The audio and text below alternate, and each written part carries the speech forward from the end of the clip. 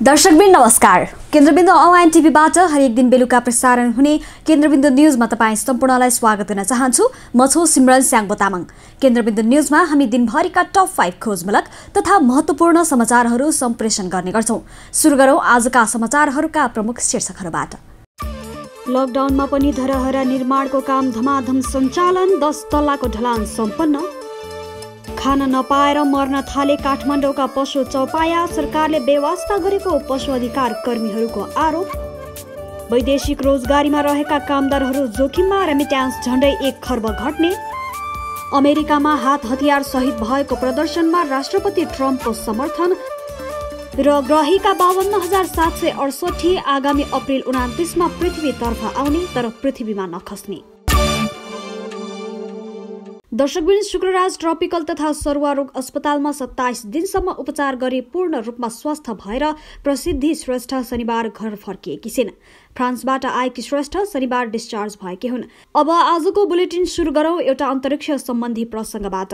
नासाले सन् 1998 मा पत्ता लगाएको 52,768 ग्रहीका पृथ्वीमा ठोकिएको खण्डमा विश्वमा ठूलो क्षति निम्त्याउने समाचारहरू सार्वजनिक भइरहेका छन्। तर एक चिनिया खगोलशास्त्रीले पृथ्वीको दिशामा रहेको उक्त ग्रहीका पृथ्वीमा नखस्ने बताएका छन्। हेरौं पूरा समाचार। एक चिनिया खगोलशास्त्रीले पृथ्वीको दिशामा रहेको एउटा ग्रहका एस्टेरोइड पृथ्वीमा नखस्ने बताएका छन्। पृथ्वीमा ठोकिन सक्ने भनी आएका सूचनाहरू सही नभएको पर्पल माउन्टेन अब्जर्भेटरी नामक चिनिया वैज्ञानिक खोज केन्द्रका खगोलविद झाओ हाइफिनले बताएका हुन्। अमेरिकी अन्तरिक्ष अध्ययन संस्था नासाले सन् 1998 मा पत्ता लगाई 52,668 नामाङ्करण गरिएको अनुमानित 25 किलोमिटर व्यास भएको उक्त ग्रहका पृथ्वीमा ठोकिएको खण्डमा विश्वमा ठूलो क्षति निम्त्याउन सक्ने भए पनि यसो हुने शून्य सम्भावना रहेको उनको दाबी छ।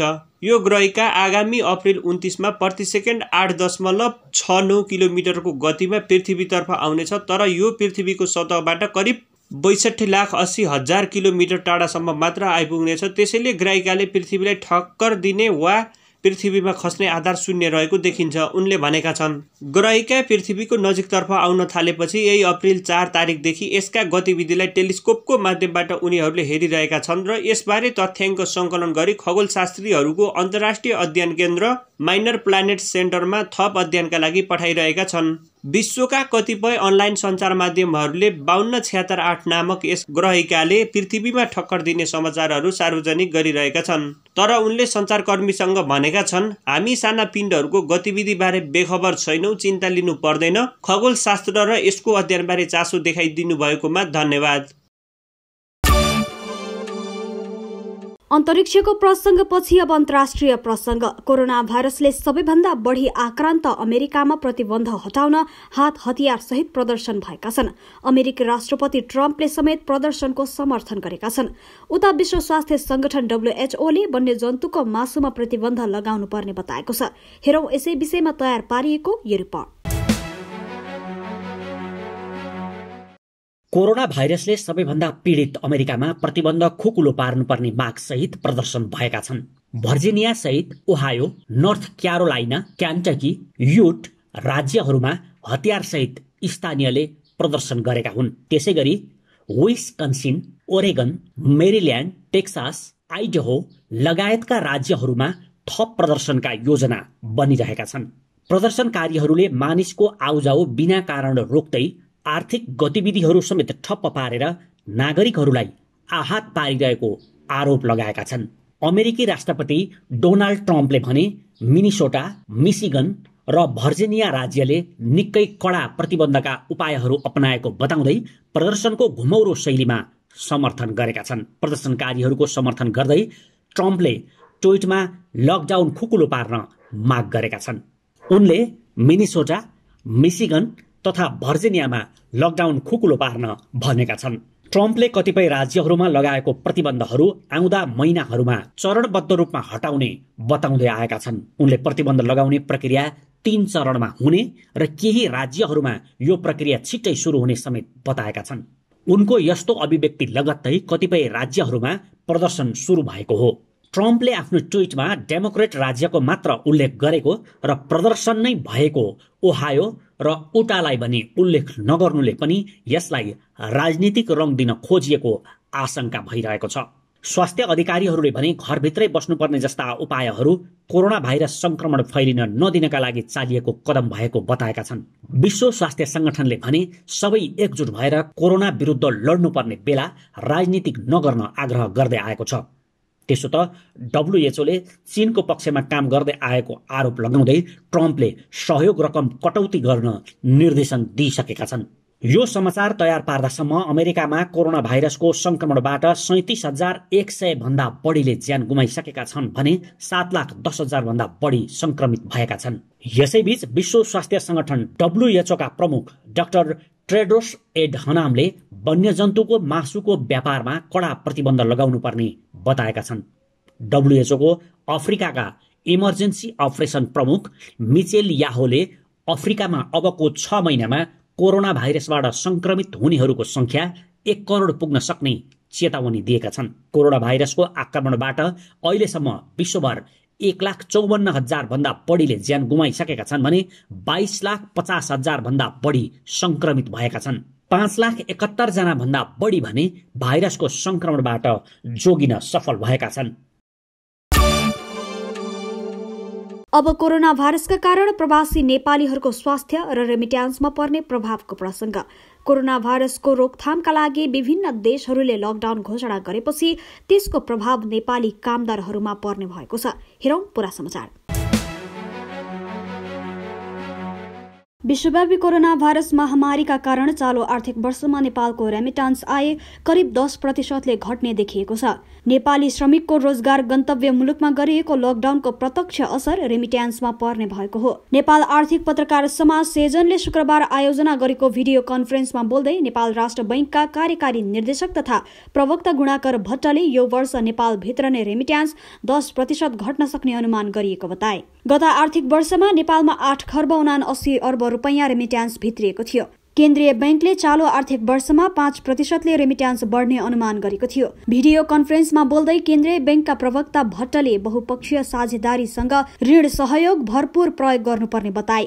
यति बेला विश्व बैंक, एसियाली विकास बैंक जस्ता संस्थाबाट सहयोग लिन सकिने उनले बताए। त्यस्तै AIB को सहयोगलाई पनि परिचालन गर्न सकिने उनको भनाइ थियो। नेपाल राष्ट्र बैंकले बहुपक्षीय संस्थाहरूबाट कर्जा लिएर निजी क्षेत्रलाई सहुलियतपूर्ण कर्जा दिनु राम्रो विकल्प हुन सक्ने केन्द्रीय बैंकका प्रवक्ता भट्टले बताए।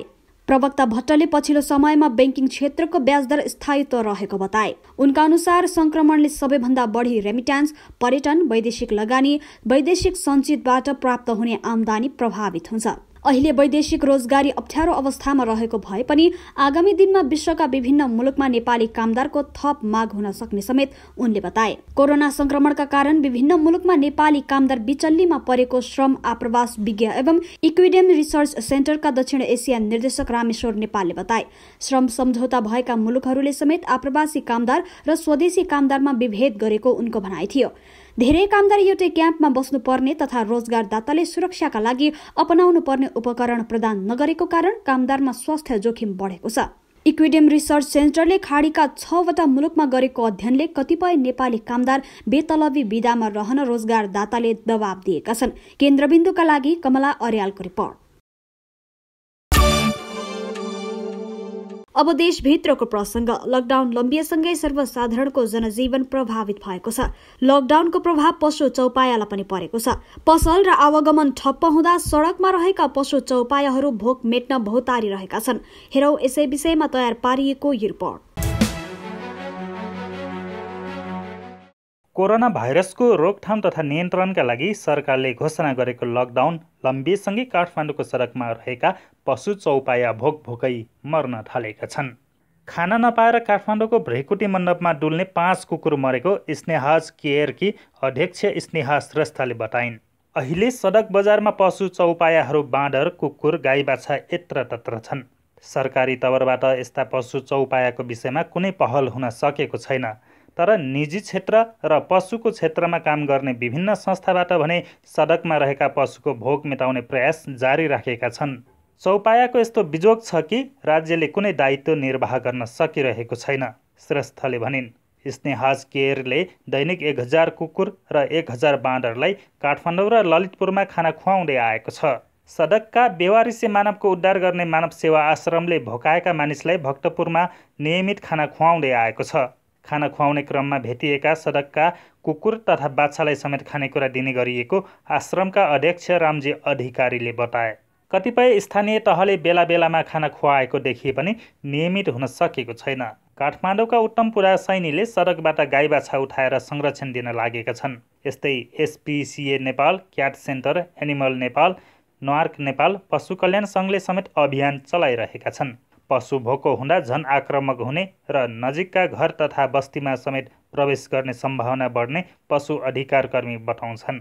नेपाल भेटिनरी एसोसिएसन नेपालका अध्यक्ष पशु चिकित्सक डाक्टर सितक काजी श्रेष्ठ जनावरबाट मान्छेमा कोभिड-19 सरेको प्रमाणित नभएकाले डराउनुपर्ने अवस्था नरहेको बताउँछन्। मानव मित्रका रूपमा रहेको पशु चौपायालाई खाना खुवाउन पहल भएको पशुपक्षीप्रति निर्दयता रोकावट समाज नेपालका महासचिव बिना पन्तले जानकारी दिइन्।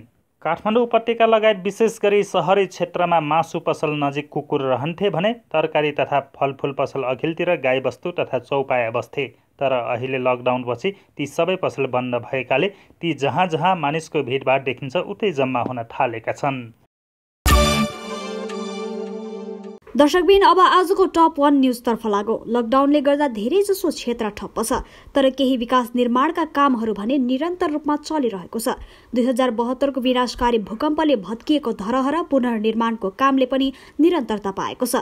हेरौं यसै विषयमा तयार पारिएको रिपोर्ट। कोरोना भाइरसका कारण देश पुरै लकडाउनको अवस्थामा रहे पनि ऐतिहासिक धरहरा पुनर्निर्माणको काम अगाडि बढिरहेको छ। गत चैत्र 9 गतेसम्म नियमित 200 जनाले पुनर्निर्माणको काम गरिरहेका थिए। तर लकडाउन घोषणा भएसँगै नेपाली कामदारहरू घर गएपछि अहिले 20 जना बङ्गाली मजदुरहरूले मात्र काम अगाडि बढाइरहेका छन्।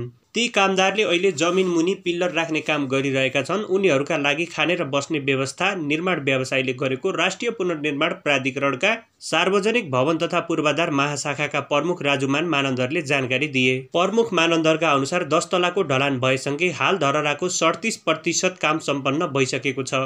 यी काम सकिदासम्म 96 करोड रुपियाँ खर्च भएको उनको भनाइ छ। विक्रम सम्वत 2072 साल वैशाख 12 गते गएको विनाशकारी भूकम्पले क्षतिग्रस्त भएको धरहरा पुनर्निर्माणका लागि गत पुस 12 गते प्रधानमन्त्री केपी शर्मा ओलीले शिलान्यास गरेका थिए। पुरानो धरहरा भन्दा नयाँ बन्ने धरहराको चौडाइ ठूलो हुनेछ, जहाँ 2वटा लिफ्ट पनि हुनेछन्, साथै एउटा परम्परागत भर्याङ पनि हुनेछ। लिफ्ट र भर्याङ दुवै माध्यमबाट धरहरा चढ्न सकिनेछ। 2 वर्षको अवधिमा निर्माण सम्पन्न गर्ने गरी रमन जेबी कन्स्ट्रक्सनले सुरु गरेको धरहरा निर्माणमा 3 अर्ब 48 करोड लागत लाग्नेछ। नयाँ बन्ने धरहरा 22 तलाको हुनेछ र 72 मिटर अग्लो हुनेछ, जहाँ बगैँचा, सङ्ग्रहालय, रङ्गीन जलफोहरा, प्रदर्शनी हल, पार्किङ स्थल, पसल लगायत रहनेछन्। नयाँ धरहरा बालबालिका तथा ज्येष्ठ नागरिक मैत्री हुने र त्यहाँ आउने अवलोकनकर्ताका सवारी साधनको व्यवस्थित पार्किङ गर्न सकिने गरी पुनर्निर्माण हुनेछ। पुरातात्विक हिसाबले महत्त्व बोकेको काठमाडौँलाई सुरक्षित र आकर्षित बनाउन ऐतिहासिक सम्पदाको पुनर्निर्माण अत्यावश्यक भएको काठमाडौँ महानगरपालिकाको भनाइ छ। धरहराको 18औं तलामा अवलोकन कक्ष हुनुका साथै धरहरा परिसरमा म्युजियम, वाटर फाउन्डेसन, बगैँचा, रेस्टुरा साथै अत्याधुनिक पार्किङको व्यवस्था गरिनेछ, जहाँ 400 ठूला गाडी र 6000 भन्दा बढी मोटरसाइकल पार्किङ गर्न सकिनेछ। 11 तले धरहरा विक्रम सम्वत 1990 को भूकम्पका कारण क्षतिग्रस्त भएपछि 9 तलामा सीमित रहेको थियो। प्राचीन धरहरा तत्कालीन प्रधानमन्त्री भीमसेन थापाले विक्रम सम्वत 1981 मा निर्माण गरेका थिए, जसलाई भीमसेन स्तम्भका नामले पनि चिनिन्थ्यो। प्राचीन धरहरा तत्कालीन प्रधानमन्त्री भीमसेन थापाले रानीको सम्झनामा 1981 मा निर्माण गरेका थिए, जुन भीमसेन स्तम्भका नामले पनि परिचित थियो। यतिन्जेल केन्द्रबिन्दु न्यूज हेरेर साथ दिनु भएकोमा तपाईँ सम्पूर्णलाई धेरै धेरै धन्यवाद। भोलि पुनः यही समयमा आउने बाचा गर्दै छुटिन चाहन्छु। नमस्ते। केन्द्रबिन्दु न्यूज हेर्दै गर्नुहोला र नयाँ अपडेटका लागि केन्द्रबिन्दु च्यानललाई लाइक, कमेन्ट र सब्स्क्राइब गर्न नबिर्सिनुहोला।